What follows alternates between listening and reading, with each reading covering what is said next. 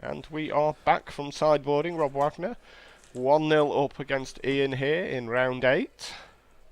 Oop, just accidentally drawing 7 there, Rob. I thought you were on a bit of a mulligan to 6 there.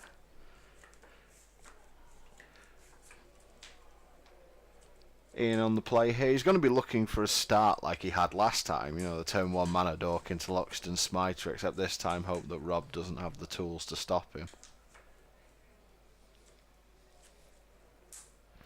Oh, nothing for me in there for the first 2 turns. So after a mulligan, Rob's happy now. Well, he certainly is now that he's got a Farseek as well, so he's going to be hitting that 4 mana on turn 3. Jund deck's just so much more effective when it does that. It really does need to hit 4 mana.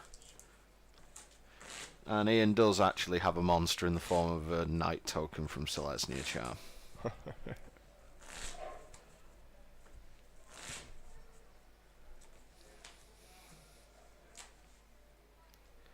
Notice Rob flying his I'm a champion of game day mat there.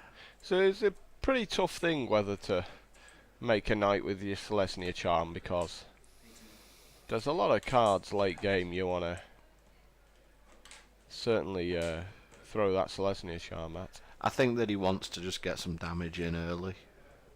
That's when Jund is particularly vulnerable. I mean, can you really expect to kill him in the early game? Well, if he doesn't sever your Loxodon Smiter, maybe you've got an option. But certainly if we look at Ian's draw here,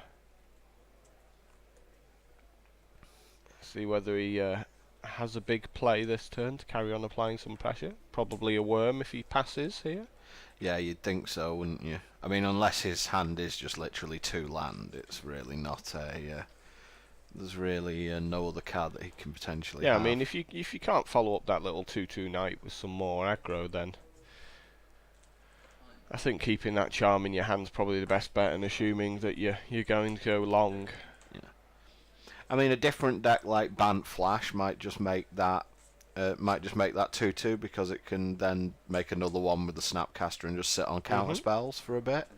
So that's your sort of that can make part of a long-term strategy, but just making a Knight on turn 2 seems to be not where you want to be. I mean, looking at historically how Ian's deck has performed, not just today, but sort of over the history of the last few months, there's very little in the way of card advantage that deck has. So it seems to be a lot more about getting maximum value out of every card that you do play.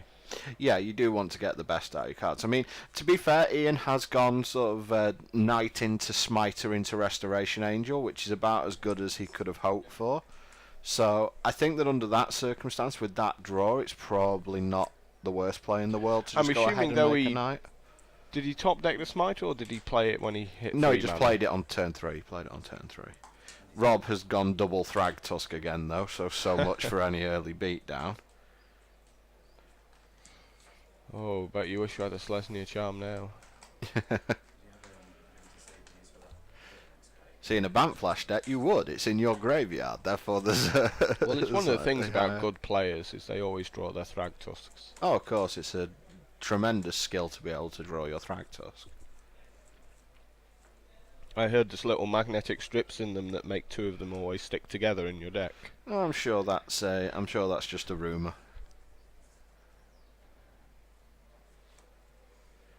Ian giving it a little bit of a think here. Wouldn't you? Yeah, pretty Facing much. that down. Especially since that there's a Sever the Bloodline in Rob's graveyard as well, so in a couple of turns another of your creatures is going to leave the battlefield forever. And it's another Smiter for Ian Pirouet there. So how good's Rob off the top this time? Pretty good. That'll be Bonfire of the Damned for 4. Say goodbye to your board and the game. Luckily for us, Ian's not one of these to have a think for a minute before conceding. So we're going to anyway have a chat to Rob after this, so stick around for that.